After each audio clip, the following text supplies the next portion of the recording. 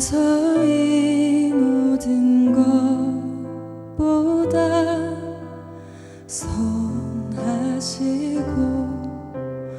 오르시오니 오직 모든 것은 주 말씀대로 될 것입니다. 나는 언제나 십자가를 붙들리 나를 위해 죽으신 사랑 그 귀한 사랑 앞에 오늘도 내 맘을 둡니다.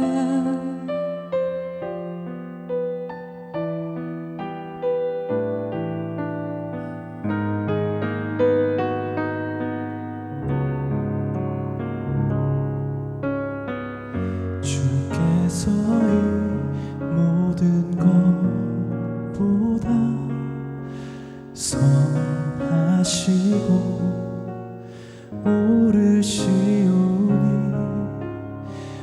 오직 모든 것은 주 말씀대로 될 것입니다. 나는 언제나 십자가를 붙들리 나를 위해 죽으신 사랑 그 귀한 사랑 앞에 오늘도 내 맘을 둡니다. 나는 언제나 십자가를 붙들리 나를 위해 죽으신 사랑 그 귀한 사랑 앞에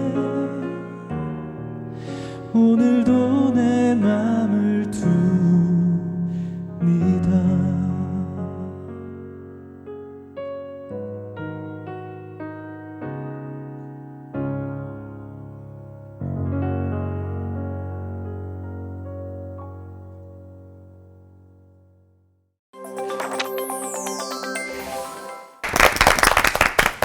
예수님을 시처럼 노래하는 오배 두 분의 그윽한 찬양으로, 특별 찬양으로 올포원 문을 열었습니다. 주시는 이도 거두시는 이도. 모든 걸 의탁하는 마음이 참 가득해지는 평안한 곡이었는데요.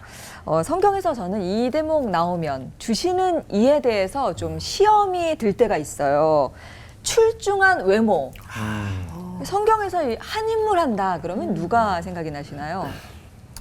저는 그냥 딱 인물로만 봤을 때 단연코 사울. 네, 사울이 아마 하나님이 그냥 바로 그냥 기름 부으셨을 만큼 절세 가인이 아니었을까. 그래서 인물로만 봤을 때는 사울. 그래서 저도 이제 오늘부터 유사울. 안 어울리는데요. 안 어울리나? 안 어울리나? 네. 저는 그렇다면 김삼손으로 하겠습니다. 김삼손. 네, 아, 김삼손. 왜냐면 잘생겼지, 힘 좋지, 막 남자 하면 기가 막히지 않습니까? 근데 결말이 안 좋잖아요. 아, 눈 뽑히고. 그렇죠. 인물로만. 일단 머리부터 기르세요. 머리부터. 아, 예. 근데 모두들 간과하신 게 있습니다. 네. 그 잘생긴 유전자의 시초. 그걸 생각하셔야죠. 네. 하나님의 형상을 본따 만든 첫 번째 사람 아담이 가장 잘생겼습니다. 오아담인가요? 이브라고 해주세요. 오이브. 네. 근데 이상하게도 성경에 나오는 선남 선녀들은 결말이 안 좋다는 이 불길한 공통점이 좀 있잖아요. 네. 바로 오늘 주인공도 거기서 예외가 아닙니다. 사울, 삼손 못지않은 압도적인 미남, 압살롬이거든요. 압도적인 미남이 압살롬이었구나. 근데 아버지인 다윗보다 이 외모나 능력이 되게 출중하다고 했었잖아요. 근데 뭐가 문제였을까요, 목사님들? 압살롬의 문제는 우리가 모두가 다 아는 것인데요. 문자 그대로 일반적으로 압살롬을 압사할롬이라고 부르질 만큼 그렇게 출중한 외모를 가졌음에도 불구하고 방금 언급한 대로 결말이 아주 좋지 않은 반면 교사의 역할을 톡톡히 하고 있는 성경 속의 인물이죠. 뭐 성경에 그림이나 사진이 없어서 얼만큼 잘생겼는지 모르겠지만 뭐 성경에 보면 다윗도 꽤 괜찮게 생겼다고 되어 있는데 둘의 차이점은 다윗에게는 광야가 있는데 압살롬에게는 광야가 없었던 것 같아요. 그래서 그 차이가 다른 결론을 만든 거 아닐까 싶습니다.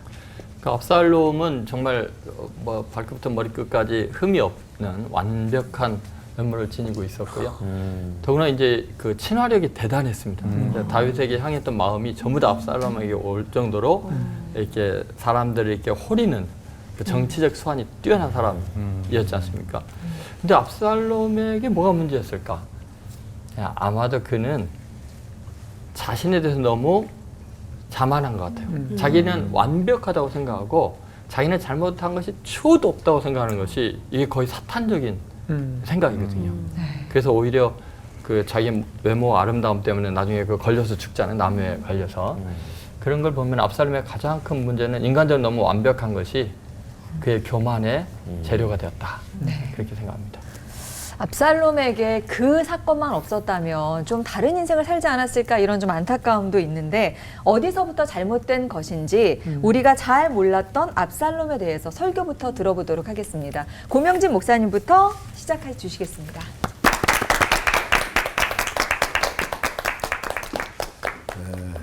오늘 사실 다루고 싶지 않지만 꼭 다뤄야 하는 인물 압살롬에 대한 이야기를 잠시 나눠보고자 합니다. 압살롬 정말 대단한 사람이죠. 다윗에게 아들이 꽤 여러 명 있었어요. 다윗에게 첫 번째 아들이 암논이라는 아들이 있었고 두 번째 아들이 길르압, 세 번째 아들이 압살롬, 그 다음에 아도니아, 스바랴, 이드람, 그 이외에도 우리가 잘 알고 있는 솔로몬 역시 다윗의 아들입니다.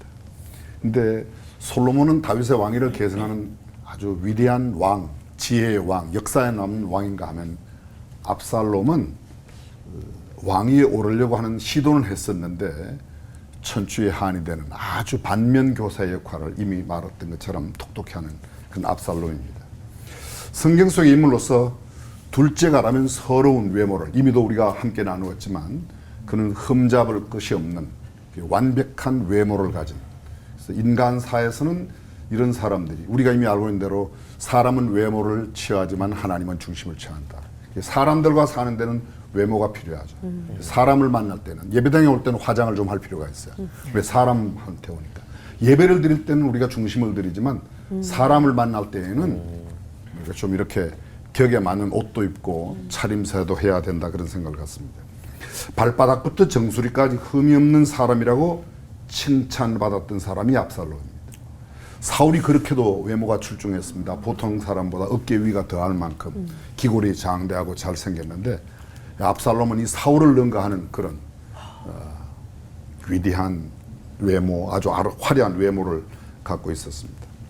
그런데 조금 전에 언급했던 이 다윗의 아들 가운데 큰아들 암논이 압살롬의 친동생이에요. 사실은 이복 형제가 아니지만 동생인 그 다말이라고 하는 여인을 짝사랑을 하죠. 성경에 보면 그가 화병이 났다고 그랬는데 사실 상사병이 난 거예요. 누가요? 암논이.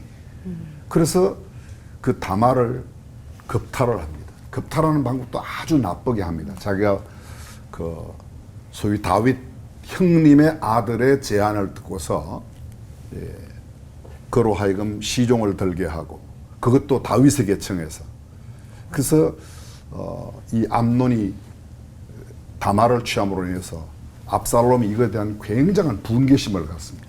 성경에 보면 그 분개심을 무려 2년 동안 지우지 않습니다. 어쩌면 이복형에 대한 것보다 다윗 왕 자체에게도 그런 마음을 가졌는지 모르겠습니다.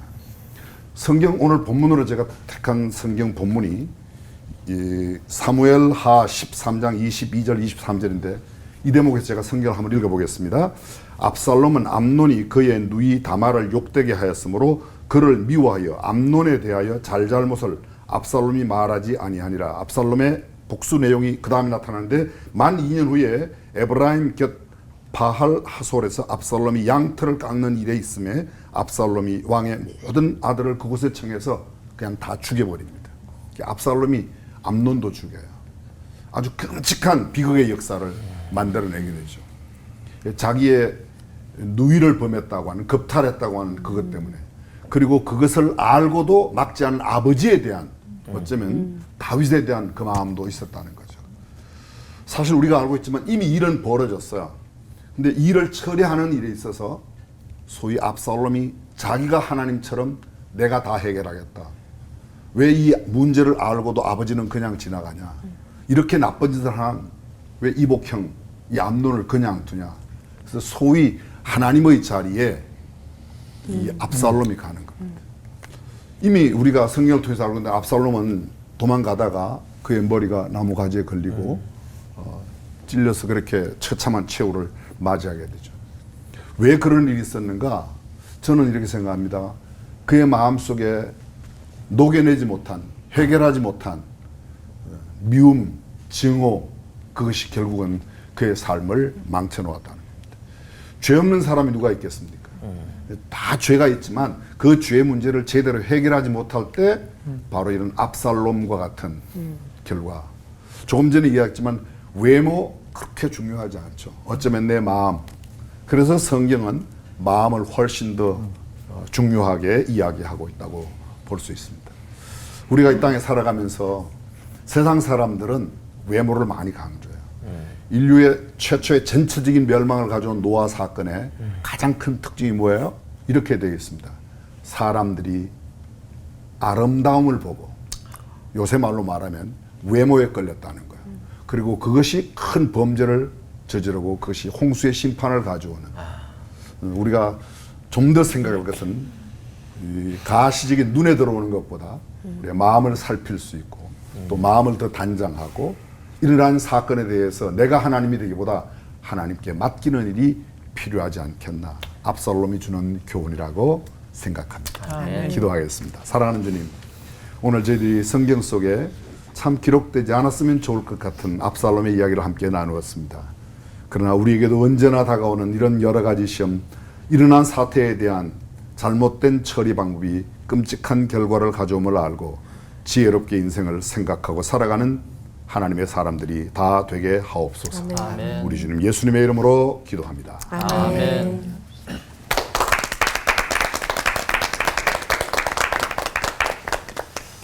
네, 오늘 저는 이 압살롬에 대한 주제를 다루면서 제목을 이렇게 잡아보았습니다. 해결되지 못한 죄의 결과가 된 사람.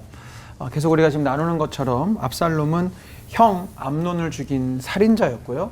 아버지 다윗을 배반하고 반역을 일으킨 역적이었고, 자신의 외모를 교만하게 뽐냈던 어떻게 보면 비신앙인의 대표적인 이미지를 담고 있는 어떤 죄인의 전형 같은 모습입니다. 그런데 사실 이 압살롬도 일종의 피해자입니다. 그래서 오늘 우리가 주제가 압살롬이지만 왜 압살롬이 그렇게 죄인이 될 수밖에 없었는지에 대한 좀 본질적인 부분을 다루고자 하고요. 그 부분에는 아버지 다윗의 잘못이 있습니다.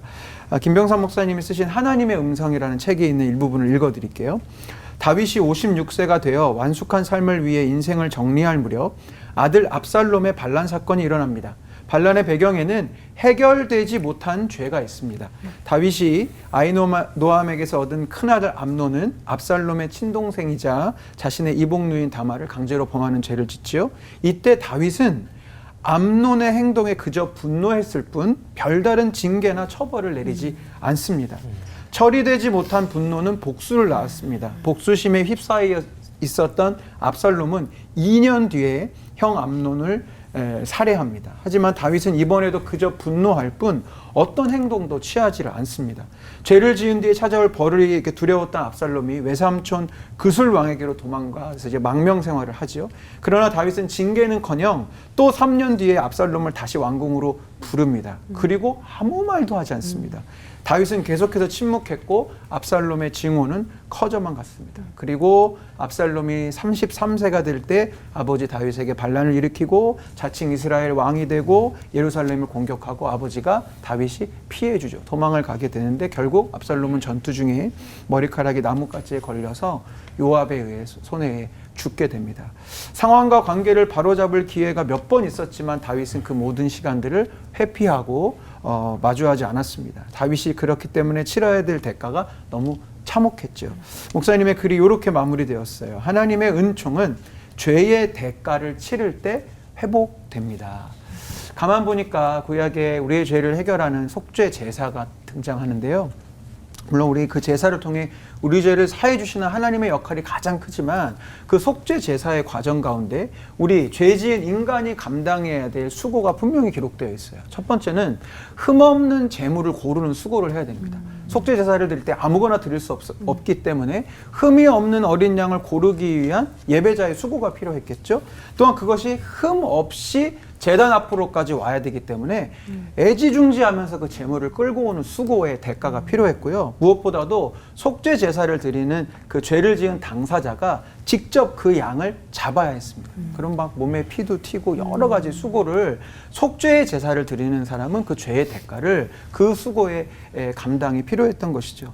단순히 제사만이 아니라 어떤 죄로 인해서 피해를 끼쳤다면 율법은 무엇을 이야기하고 있느냐? 적절한 배상과 보상을 해줘야 되고 화해와 화목의 수고를 감당해야 된다라고 성경은 이야기하고 있습니다. 그렇기 때문에 이 죄로 인해서 특별히 죄로 인해 관계가 어긋난 부분에 있어서 우리는 회피하지 않고 그 죄를 하나님 앞에서도 직면하고 사람 앞에서도 그 화해와 화목의 그 수고를 반드시 감당해야 되는 것이죠. 그런데 다윗은 그 죄의 결과와 죄의 문제들을 자꾸 회피하고 아버지로서 그것을 징계하는 자리, 그 마주해야 되는 모든 자리들을 도망쳤습니다. 좀 죄송한 표현입니다만 저를 비롯한 우리 교회 다니는 분들의 나름의 주특기가 있습니다. 그게 뭐냐면 척하는 거예요.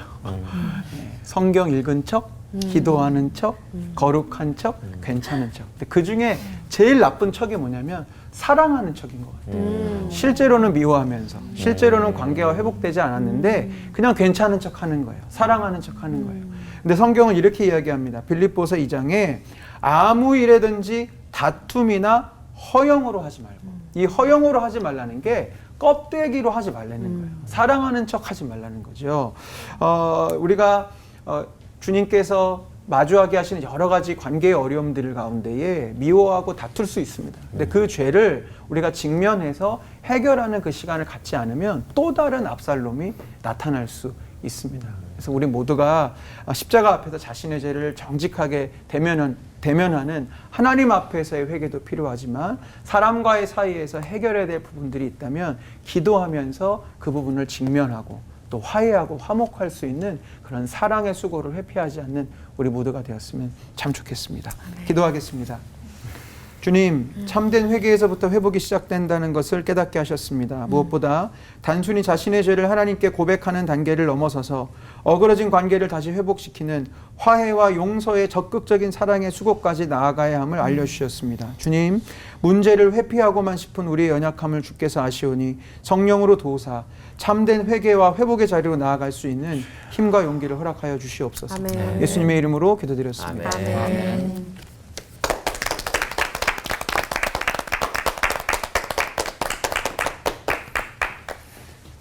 함께 나눌 그 말씀은 사무엘하 13장에 있는 말씀입니다. 제목은 병적 정의감이라는 제목으로 압살롬에 대해서 함께 나누려고 합니다. 어떤 사람이 한번 꿈을 꿨습니다.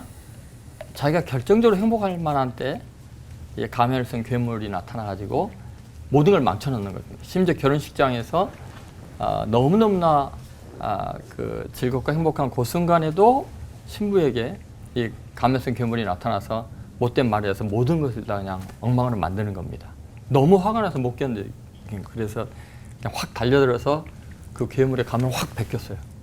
그랬더니 자기 얼굴이 있는 거예요. 우리는 누군가를 괴물로 규정하고 그 괴물 때문에 내 인생이 어렵고 힘들다고 생각하지만 나중에 보면 진짜 괴물은 내 자신인 걸 알게 되죠. 압살롬 정의를 실행하는 사람이었지만 나중에 보면은 암논보다 다윗보다도 훨씬 더 심각한 괴물이 그 완벽한 외모 속에 있는 그 인간의 껍질 속에 있는 악마화된 인격이었던 거죠.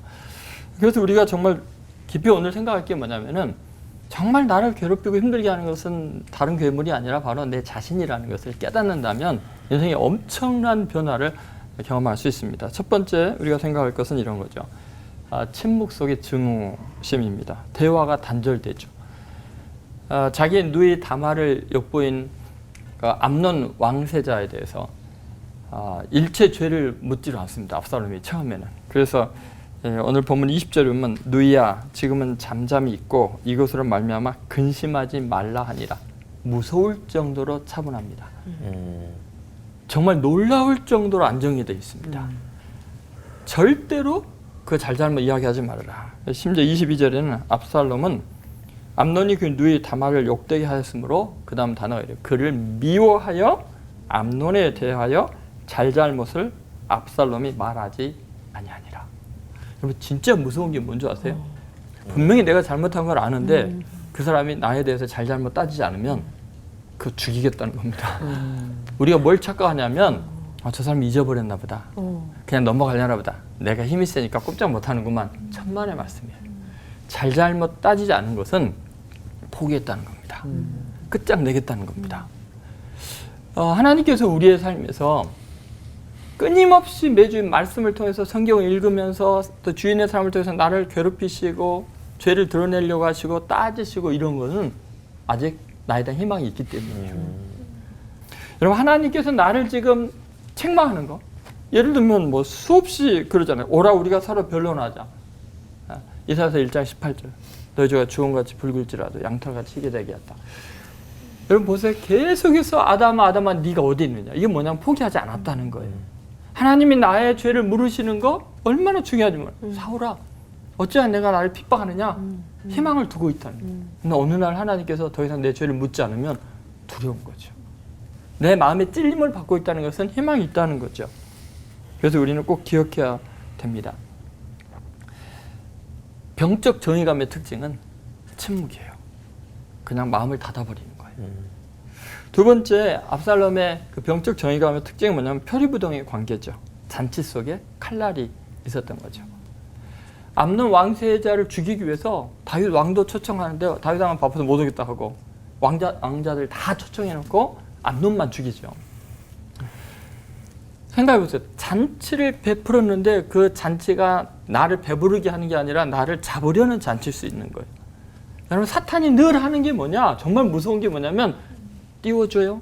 성공하게 해요. 뭐 목회 성공했습니다. 인간관계에 뭐 칭찬을 받아요. 근데 그 자리가 사실은 사탄이 나를 교만하게 해서 완전히 무너뜨리려는 나를 죽이려는 잔치일 수 있는 거예요.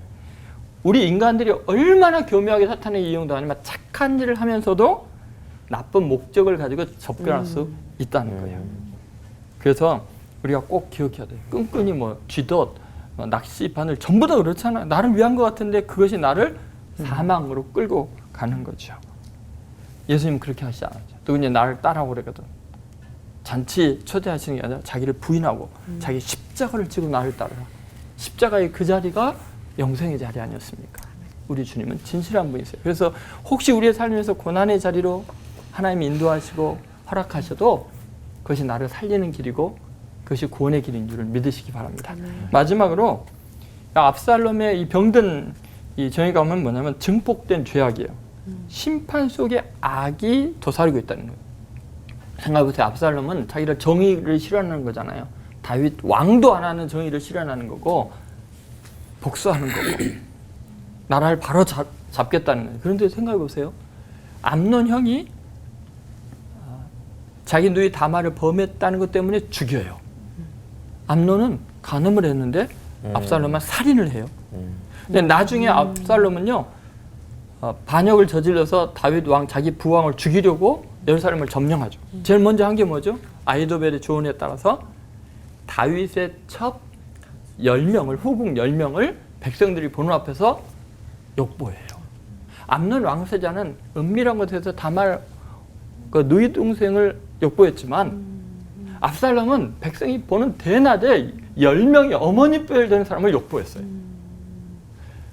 정의는 두 가지 악이 겹쳐진다고 실현되는 게 아니에요. 더 악해질 뿐이에요.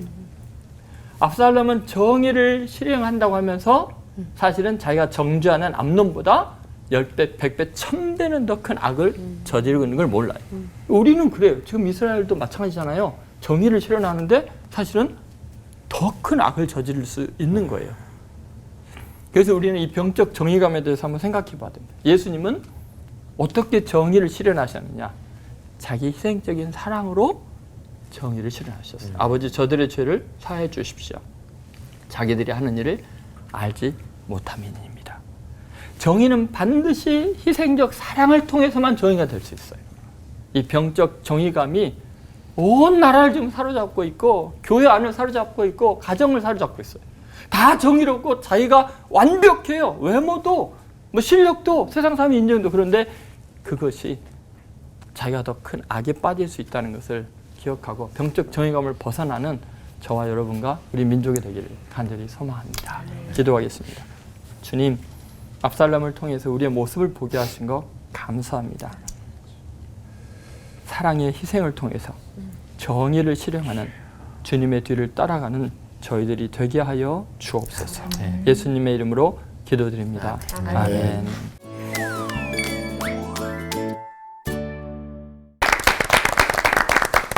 압살롬이 몰락한 건 압살롬이 잘못했기 때문이지 이렇게 단순하게만 생각을 했는데 목사님들 설교를 입체적으로 듣고 나니까 압살롬이 나쁜 건 맞지만 압살롬이 나빠서만 또 아버지 다윗을 또 욕보이게 한 게 아니라 그럴 수도 있었겠구나라는 생각도 또 들면서 내 문제로 대입을 하니까 이게 쉽지가 않네요. 쉽지 않죠.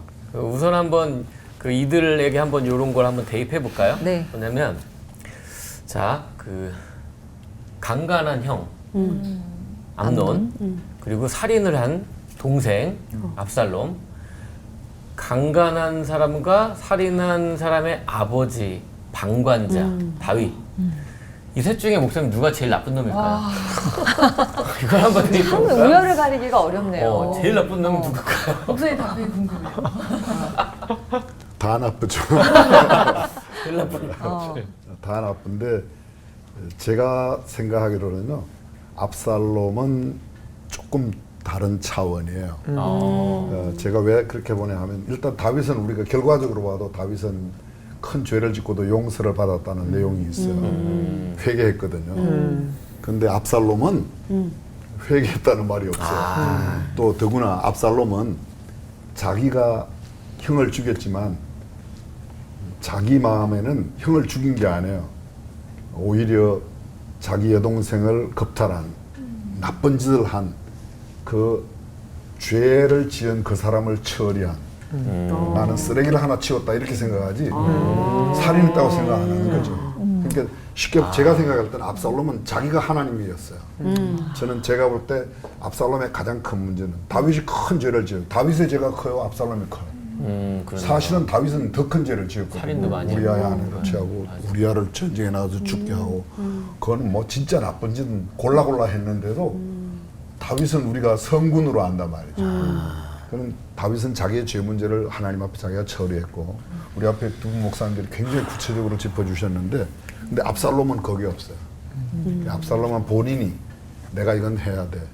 또 아버지에 대해서도 그러한 아버지는 왕 자격이 없어. 내가 왕을 해야 돼. 우리 조 목사님 짚으신 대로 내가 행해야 돼. 나만 오라. 그게 오늘 압살롬을 우리가 내 안에서 발견하는 압살롬, 우리 주변에 보는 압살롬이 아닐까 저는 그런 생각. 조 목사님은 어떻게 생각하세요? 이제 목사님께서 뭐 모든 걸 다 이야기하셔가지고 근데 이제 이런 압살롬이 제일 측면에서 한번 나쁘다? 생각해 보고 싶어요. 그게 뭐냐면 네. 다윗이 네. 왜 암논을 처리를 안 했을까? 네. 그러면 다윗이 처리만 했으면 압살롬이 그러지 않을 수도 그렇죠. 있을 텐데 이제 그 이유가 뭘까 생각해서 그러니까 다윗이 저 성격인 것 같아요. 좀 이렇게 자기 손에 피를 안 묻히고 막 이런 것도 있겠지만 더 근본적인 이유는 하나님 앞에 자기를 돌아보는 것 같아요.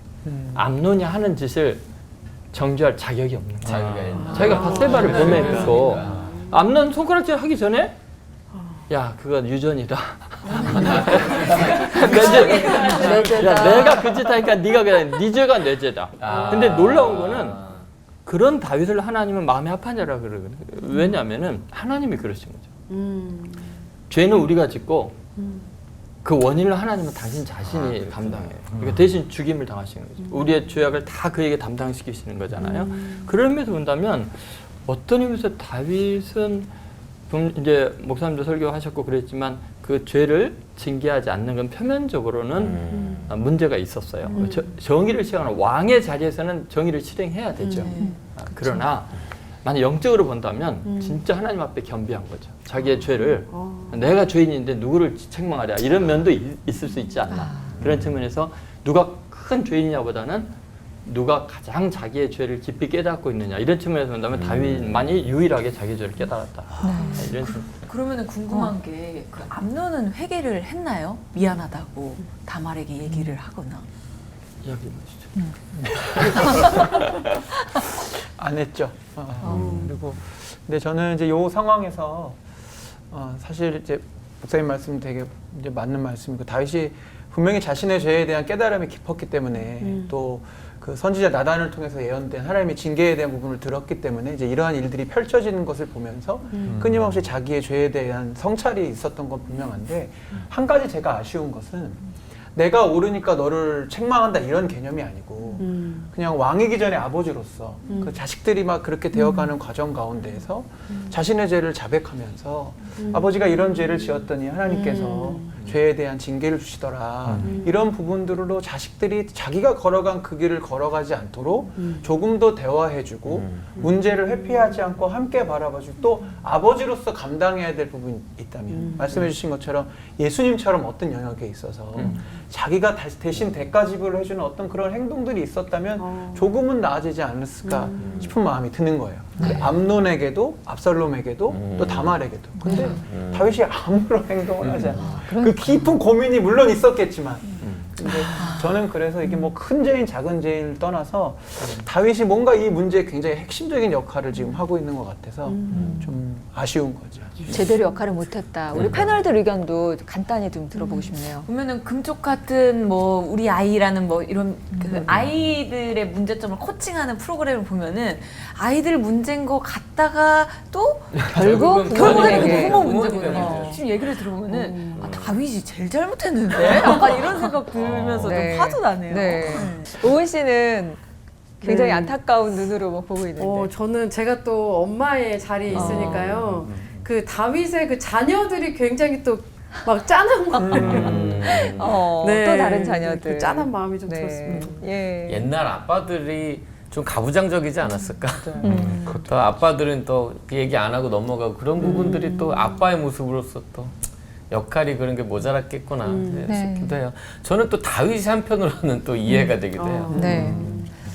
아, 네. 다말의 입장에서 본다면 또 어땠을까라는 생각도 들면서 그 굉장히 생각은 또 참 마음 아픈 일이구나 그러네. 싶은 생각이 들어요. 네. 다말이 제일 속상할 것 네. 같긴 하네요. 그러네. 예. 그 중에. 아니 근데 압살롬은 아버지 다윗을 보고도 죄가 죄를 낳는다는 거를 알았을 텐데 그럼에도 왜 계속 이 악한 행동을 계속 해왔는지 다말 사건 이후에도 기회는 있었을 거라고 생각이 들거든요. 제가 느끼기로는 압살롬은 아버지하고 의논하고 무슨 아버지에게 요청하는 이런 아버지의 권위 이런 게 없어요. 그냥 내가 하나님인데 제가 보기엔 내가 하나님인데 뭘 아버지에게 뭐 요청할 게 뭐 있어요. 그러니까 지금 현재 우리 정말 죄송한 표현이지만 한국 교회 일어나고 있는 아니면 한국 사회 일어나고 있는 게 내가 옳은데 내가 누구 말을 들어. 근데 우리가 자세히 보면 내가 옳은 게 아니라 쟤는 내 편이야. 요거밖에는 기준이 없단 말이죠. 근데 보면 신기하게도 다 각자에게는 명분이라는 게 있기는 한 맞아요. 것 같아요. 맞아요. 네. 이유가 다 있다, 뭐 이런 것처럼. 근데 죄의 영향력이라는 게 진짜 무섭다는 걸 느끼는데 이 해결되지 못한 분노나 증오를 회피하거나 내가 속에 담아두고 있을 때 이 사람이 어떤 실수를 하게 되는가요? 김종현 목사님께 저는 물어보고 싶은데 나 한 사람의 죄로 인한 거 아니면 그게 연쇄적인 죄가 되거나 또 누군가의 죄를 내가 바로잡지 못했을 때 또 나까지 그 죄에 이렇게 휘말리게 되는 경우도 있잖아요. 제가 요즘에 이제 잠언 말씀을 묵상하고 있는데 잠언 6장에 이 말씀이 있습니다. 내 눈을 잠들게 하지 말며 눈꺼풀을 감기게 하지 말고 노루가 사냥꾼의 손에서 벗어나는 것 같이 새가 그물 치는 자의 손에서 벗어나는 것 같이 스스로 구원하라. 이 말씀이 있는데요. 1차적으로 이 말씀의 맥락은 이제 보증을 잘못 썼을 경우에 내가 그 상황 가운데에서 외면하지 말고 이제 나아가는 그런 맥락의 지혜를 이야기하고 있는데 이 말씀을 묵상하는데 문득 그런 생각이 드는 거예요. 어떤 문제가 발생했을 때 어떤 죄의 문제라든지 죄의 결과라든지 아까 제가 말씀으로 풀어나갔던 관계의 문제들이 생겼을 때 특별히 우리 믿는 자들이 범하는 그런 실수 중에 하나가 뭐냐면 그냥 눈을 감아버리는 것 같아요. 하나님, 나 모르겠어요. 알아서 좀 해주세요. 나는 여기 복잡해요. 막 이렇게 알아서 좀 해주시면 안 되겠어요. 이제 막 그러는 그게 또 기도라고 착각하면서 분명히 문제 해결 가운데 주님이 하실 역할이 분명히 많고 결정적인 게 물론 있지만 내게 맡기신 분량도 있는 거거든요. 오늘 저희 목사님 인용을 많이 하게 되는데 김병사 목사님이 설교 중에 이런 말씀하셨는데 제가 잊지 않고 늘 기억하고 있어요. 뭐냐면 내가 하지 못하는 일에 대해서는 하나님이 일하시지만 내가 할 수 있는 일에 대해서는 일하시지 않는다. 맞는 말인 것 같아요. 내가 할 몫마저도 하나님께 자꾸 우리가 믿음과 기도라는 이렇게 말로 이렇게 넘겨드리는 것 같은데 그냥 눈 감고 상황이 알아서 해결되기를 그냥 바라고 있는 모습이죠. 이렇게 딱 떨어지는 상황은 아닌데 저도 조금씩 이제 목회 연한이 차여가면서 교회 안에서 여러 가지 이렇게 공동체가 이렇게 분열되고 서로 이렇게 편을 가르고 하는 이런 상황들을 사역 가운데 마주할 때가 있어요. 그때 리더십으로서 또 목사로서 그 상황을 좀 회피하거나 그냥 알아서 좀 잘 해결되었으면 싶은 마음을 있을 때가 있거든요. 근데 그게 리더에게 있어서는 그 회피가 죄가 되는 것 같아요. 때로는 양쪽에서 욕을 먹는 한이 있더라도 그 상황 가운데에서 조율과 또 양쪽의 이야기를 들어주면서 공동체가 건강하게 성장할 수 있도록 만들어준 역할을 해야 되는데 아무래도 힘든 자리이기도 하고 눈을 감고 싶을 때가 이렇게 있는데 그때 리더로서 맡겨주신 자리가 있으면 감당하고 그게 가정이라면 부모로서 또 교회라면 리더로서 그 자리를 지켜내는 게 죄를 짓지 않는 것 같습니다. 그렇다면요, 복수하고픈 마음이 들끓을 때 이 어떻게 나의 정의심이 아니라 하나님의 정의를 바랄 수 있을까? 조동준 목사님께서 죄는 미워하되 사람은 미워하지 말며 암논에게 죄를 자박하게 하고 하나님이 우리 가문을 불쌍히 여겨주시기를 바라는 그런 태도가 사실은 이게 말은 쉽지 말은 쉬워요. 제가 압살롬이라도 이거 이렇게 하기 너무 어려웠을 것 같아요. 너무 감정이입이 됐어요. 그렇지 않아요? 맞아요. 네. 어떨까요, 조 목사님? 이런 거죠. 내가 정확하게 심판할 능력이 있을까? 그러니까 뭐냐면 내가 이걸 갖다가 심판하고 판단할 수 있는 그 사람이 알지 못하는 많은 인생의 여정이 있었고 저 행동을 하고 저 말을 하는 데는 내가 모르는 너무나 많은 사연들이 있어요. 근데 나는 그걸 다 몰라요. 그런데 그 사람이 이렇게 불의를 행했다는 거에 대해서 내가 그 표면적인 그 항목을 갖고 쉽게 말할 수가 없는 것들을 많이 느껴요. 근데 그거를 할 수 있는 분은 뭐냐면 하나님이신 것 같아요. 근데 하나님은 내가 심판하는 것보다 사실 훨씬 더 정교하고 완벽하게 복수하셔요. 그래서 심판하는 것이 내게서 내가 맡기라. 나는 복수하는 하나님이다. 뭐 이러시거든요. 근데 그거는 솔직히 말해서 제가 하는 것보다 훨씬 완벽하게 하시는 면들이 너무나 많기 때문에 내가 피조물이고 내가 죄인이 한 사람으로서 절대 심판자의 자리에 나는 앉을 수 없다. 이래요. 그러면 리더로서는 죄를 지적하고 이렇게 해야 되잖아요. 네. 그럴 때 하는 건 뭐냐면 나도 당신과 비슷한 죄인이라는 것을 개인적으로 만나서 이야기할 때는 고백을 해요. 그러니까 강도의 차이는 있지만 근데 하나님께서 날 이렇게 용서해 주셨고 그리고 내가 용서받은 이 사랑으로 당신이 이런 잘못이 지은 것이 사실이라면 하나님 앞에서 해결하는 게 좋지 않겠습니까? 그래서 동질의식을 가지고 가지 내가 심판자로서 내가 리더니까 내 할 일을 했다 이러면은요 부작용이 너무 커요. 너무나 내가 오류를 범할 가능성이 많아요. 두 번째는 항상 그런 것 같아요. 사실은 다른 사람의 그 실수와 죄 앞에서 내 자신이 원인의 하나가 있지 않을까라는 내 죄에 대한 자복과 고백 이게 되게 중요한 것 같아요. 그러니까 우리는 자꾸 착각을 하는 게 뭐냐면 인간은 그 누구도 재판장이 될 수 없어요. 심판주의 자리에 앉을 수 없어요. 심판하시는 건 오직 하나님의 권한이에요. 내가 그 자리를 꿰찰 수가 없어요. 선악을 알게 하는 나무를 따먹으면 하나님과 같이 된다는 게 그런 거거든요. 내가 선악을 알 수 있다는 착각에 빠지면 안 되는 것 같아요. 그래서 다른 사람의 잘못과 허물을 보면은 늘 내 죄에 대한 그 어떤 깨달음, 또 저분이 저렇게 될 수밖에 없는 거, 공동체 안에 이런 일을 한 것은 목사인 내가 제대로 가르치지 못했고 본이 되지 못했고 그건 내 양이니까 내 문제다. 그러니까 아마 다윗도 그랬을 것 같은 생각이 들어요. 그런 거죠. 그 다음에 이제 세 번째는 왜 이게 압살롬이어도 내가 참아야 되냐면은 암논이 지금은 이렇게 다말을 힘들게 했고 나를 힘들게 했지만 하나님께서 저의 인생을 다룰 때가 있을 거다. 내가 저 사람을 창조한 게 아니고 하나님이 창조하셨기 때문에 저 실수를 통해서 나중에 자기의 죄를 깨닫고 더 훌륭한 왕이 될 수도 있을 거다. 그건 하나님이 다루실 거다. 그러니까 저 사람의 주인은 내가 아니고 하나님이시다. 그래서 지금은 나를 아프게 했지만 나중에 저 사람이 우리 다말과 나를 정말 복되게 하고 이스라엘 민족을 위대하게 만들 변화시키신 하나님의 능력을 신뢰하는 거죠. 그러니까 다윗은 그랬거든요. 시므이가 자기를 저주하고 욕할 때 다 죽이겠다는데 못 죽이게 했거든요. 왜냐하면 나중에 이 시므이가 수백 년 후에 놀랍게도 이스라엘 전체를 구원하는 그 에스더를 키우고 그 아각 사람들에게서 전체 이스라엘을 구원하는 굉장히 구원자 역할을 하는데 그게 바로 이 시므이의 후손이거든요. 그래서 이제 그런 성경적인 전체적인 흐름을 본다면 내가 압살롬이어도 함부로 나는 정죄하지 못하겠다. 그런 이런 세 가지 측면에서 저는 그렇게 생각합니다. 하나님 앞에 어떻게 엎드리고 기도를 해야 될지 정말 고민이 될 것 같고요. 그리고 화해의 마음과 미움을 다스릴 수 있는 마음이 우리 안에서 자연스럽게 해결되긴 참 어렵겠다 싶은 생각이 들고요. 방법 중에는 우리는 그럴 수 있는 능력이 없다는 걸 인정하는 것도 방법이 아닐까 고민이 좀 깊어지는 시간인데 돌파구를 마련하기 위해서 용감하게 우리 돌발 질문으로 뚫고 나가볼까요? 시원하게 한번 네. 돌파구를 마련해 봤으면 좋겠습니다. 자, 목사님들께 바로 질문 드리도록 하겠습니다. 아무리 애써도 마음이 회복되지가 않아서 소심한 복수를 했던 적이 있다 없다. 보고. 솔직하게. 하나, 둘, 둘, 셋. 셋. 있다. 있다. 솔직하게. 솔직하게. 근데 이게 솔직하게 복수가 얘기해 주세요. 소심하기 때문에 나 이게 제일 궁금한데? 고백하시기가 더 그러니까 어렵지 않을까. 성도분들한테 과자 나눠줄 때 모르게 부러지는 과자를 이렇게 살짝 그 성도분한테 나눠준다든지. 두알두알 달걀 나눌 때 계속 살짝 이렇게 움켜쥐는데. 움켜쥐고. 네.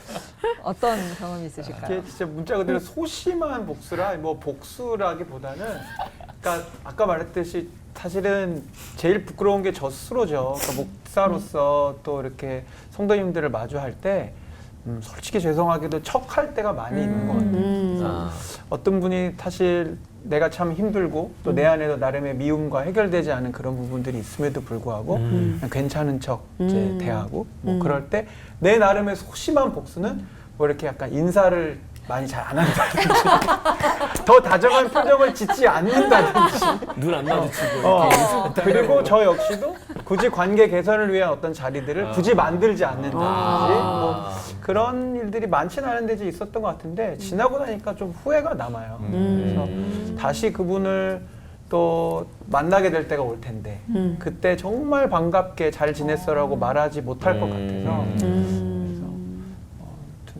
어떻게 이렇게 하셨어요? 네. 이제 앞으로 김종인 목사님 볼 때 눈 안 마주치면 잘못한 거 있나? 뭐가 잘못한 거 있나? 이렇게 생각해야겠네. 네. 눈이 나빠서 네. 조동철 목사님은 저는 이제 사실은 잘 이제 기억은 안 나요. 그러니까 소심한 복수를 어떤 식으로 했나. 근데 제 마음속에 미운 마음과 하지만 그걸 그 티를 낼 수가 없는 거예요. 근데 그 없는 이유 중에 이제 여러 가지가 있는데 인간이기 때문에 뭐 그 잠이 잘 안 오고 뭐 이럴 때가 있죠. 근데 정말 감사한 것 중에 하나는 뭐냐, 늘 말씀드립니다만 제가 기억력이 나빠갖고 기억이 안 잊어버려요. 그러니까 누가 또 이야기를 꺼내지 않은 한은 그러니까 나한테 상처를 준 거에 대해서 이렇게 오래 남지가 않아요. 기억력이 너무 나쁘다 보니까. 그러니까 목사님들 지난번에 저랑 같이 방송에 나왔다고 했는데 제가 처음인데요. 시험이 될 뻔했어요. 근데 원래 제가 네. 이제 그런 문제가 있어서 그게 좀 감사한데 제 반응이 솔직한 반응이 이제 이 뭐 경건한 척 걸어갔자 뭐 이런 게 아니고 이런 거죠. 사실 그런 대우를 받고 뭐 내가 억울한 일을 당하는 것도 쌤통이다. 내가 너무나 못나서. 그리고 오죽했으면 성도들이 목사 때문에 이제 시험에 들면 목사를 미워할까. 그러니까 솔직히 그런 마음이 있어요. 그러니까 진짜 목사님. 아니 진짜 목사 아니고 제 목사님이신 아니 실제로 그런데 할 일이 없어. 성자신 마음에 담아두고. 그래서 이제 오직 못 났으면 성도들이 저 고생을 할까. 내가 좀 더 잘 돌봐줬는데 그런 생각이 사실 있어요. 그 다음에 이제 이 소심한 복수는 이제 내 마음속에 또 다른 해석이 또 들어요. 그러니까 두 마음이 드는 것 같은데 난 미워하면 지네만 손해인데 나는 하나님이 보낸 복덩어리이고 하나님이 보낸 사자고 종인데 나는 저분들을 사랑하는데 왜 저분들이 나에게 이런 실수를 하고 미워할까? 나를 쫓아내려고 할까? 그러면은 제 생각에 무슨 생각이 드냐면은 나는 도로 악원으로 왔는데 나를 사살하는 거야. 그러면 근본적으로 자기만 손해인데 그래서 아쉬울 게 없는 거예요. 나를 미워하면 나는 지금 복음을 전하고 하나님의 은혜와 축복을 하는 목사라서 계속 은혜를 받기를 원하고 다 잘 되기를 바라는데 나를 저주해. 나를 미워해. 그러면은 이게 은혜를 못 받잖아요, 그분들이. 그래서 소심한 복수는 뭐냐면 자기가 미워함으로 자기가 스스로 복수를 당하고 있다. 네, 그런 생각을 하고요. 마지막으로 이제 소심한 복수 중에 한 가지 뭐냐면 쓱 속으로 웃는 거예요. 야, 기가 막힌 설교의 재료가 나왔다. 성경을 입체적으로 해석할 수 있도록 저분이 내가 다윗이 되게 하고. 그러니까 성상 목사님. 그러니까 성경의 내용이 그때야말로 입체적으로 다가와요. 예수님 모시는다. 그래서 아주 그 소심한 복수죠. 제가 이제 그걸 활용을 해서 여러 가지 하나님의 일을 하는데 또 재료가 될 수 있는 거 그런 여러 가지 복잡한. 조 목사님 없었다. 네, 없었다인 것 같아요. 네. 아니 그래도 이제 안 좋은 소리 하시면 몰래 이렇게 손가락 반사 이렇게 하고 다니시는 거 아니에요? 복수로. 절대 목사님들의 인간적인 모습을 엿볼 수 있는 답변이었는데요. 사실 누군가 미워하는 마음을 품고 있으면 제일 괴로운 게 본인인 것 같더라고요. 해결되지 않으니까.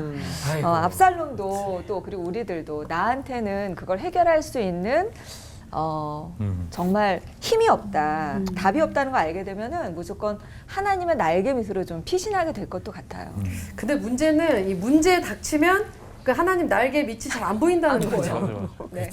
네, 목사님들께서는 어떤 문제 때문에 어려우셨을 때 어떻게 그 문제를 벗어날 수 있으셨는지, 누가 무엇이 목사님을 좀 벗어나게 했는지 좀 나눠주시면 좋겠습니다. 네, 목회가 제일 짧은 저부터 하면 너무 이제 교과서적인 답이지만 저는 이 방법이 그냥 제일 문제를 잘 이겨내는 방법이었던 것 같아요. 첫 번째 당연히 주님이시고요. 네. 그러니까 힘들고 괴로울수록 더 말씀 보고 기도하는 시간을 처음엔 갖기 힘든데 그거가 없으면 어쨌든 제 마음의 해결이 되지 않으니까 그게 첫 번째 방법이었고, 두 번째는 아내죠. 아내에게만큼은 저의 마음들 또 제 입장에서의 속상한 이야기들을 가감없이 전할 수 있으니까 그래서 아내에게 그런 걸 토론할 때가 있고, 끝으로는 저는 아직 목회 후배니까 제 선배님들 목회하셨던 분들 찾아뵙고 이러저러한 상황 때 어떻게 해야 합니까? 이제 조언을 얻는 방식으로 문제들을 이겨 나갔던 것 같아요. 네. 그 다음 목회를 한 사람이 있었는데 이게 힘들 때 어떻게 빠져나왔는가. 근데 이제 사실은 이런 측면도 있는 것 같아요. 그러니까 힘든 일은 아무리 뭐 괴롭게 힘든 일은 내가 연구한다고 해결되는 게 아닌 것 같아요. 근데 가장 좋은 방법이 뭐냐면 더 멋진 일에 몰입을 하는 거죠. 그러니까 더 위대한 일을 만들어 버리는 거예요. 그러니까 예를 들어서 이 문제를 막 시끄러울 때 더 거룩하고 멋진 헌신적인 일에 정신없이 몰두하는 거죠. 그럼 이거는 나중에 없어져요. 근데 이거 해결하려고 막 이러면은 여기 완전히 파묻히게 되고 하나님의 일을 못하게 되거든요. 이제 그런 걸로 하나를 해결하고, 두 번째는 사실은 실제적으로는 그래요. 목사라는 이 직무가 너무너무 복받은 거예요. 왜냐하면 성경을 늘 묵상하고 말씀을 전해야 되니까 이 성경을 연구하고 묵상하면서 사실 대부분 해소가 돼버립니다. 하나님의 놀라운 용서와 은혜와 그 사람의 잘못만이 아니라 내가 얼마나 심각한 죄인인지, 그래서 제가 은혜 받아버리면은 문제가 없어져 버리고요. 그 다음에 이제 실제적으로 그 제가 치유되는 건 뭐냐면 제가 너무나 억울하고 힘들고 괴로울 때 예수님을 생각하면 나는 복에 겨웠다. 그러니까 예수님을 생각하면 제가 할 말이 없어요. 예수님 앞에. 예수님 저 너무 억울해. 어떻게 이렇게 내가 사랑을 그렇게 베풀었는데 나를 이렇게 배신할 수 있어요? 그러면은 예수님께 뭐라 그러겠어요? 야 그건 세 발의 피다. 나는 더하다. 그래서 이게 그 할 말이 없어지는 예수님 생각하면 되는 거고요. 그다음에 이제 네 번째는 이제 이런 일들이요 정말 저에게는 유익하다는 걸 아는 게 뭐냐면 내 교만을 미연에 방지해요. 그러니까 내가 만약 이런 일을 겪지 않으면 지금 이 상태에서 얼마나 내가 교만해졌을까. 근데 워낙 사안이 중대하고 공경하는 사람들이 많고 오해가 많고 크잖아요. 교만할 여유가 없어요. 그 문제에 짓눌려 갖고 그렇지 않고 만약 그런 일이 없으면 내가 얼마나 교만할까 생각해보면 끔찍하거든요. 고난 당하는 것이 교만한 것보다 나아요. 고난 당하고 겸손히 있는 게 훨씬 나에게 유익이라는 거죠. 그럼 결국은 이제 기도밖에 없죠. 뭐. 그렇게 이겨나가고 있습니다. 네, 오늘 압살롬에 대해서 우리가 몰랐던 점을 파헤치면서 우리가 잘 몰랐던 우리 안의 것들도 좀 들여다볼 수 있는 시간이 되었고요. 문제가 어떤 것이든 주시는 이도 주님이시고 거두시는 이도 주님이시고 이 분명한 말씀을 기억하면서 주님만이 우리를 구원하실 구원자이시다 고백을 올리게 됩니다. 자, 그런 확신으로 오늘 끝인사 믿음으로 좀 외쳐볼까요? 해결되지 못한 모든 문제 주님께 의탁하며 하나 되는 시간 올포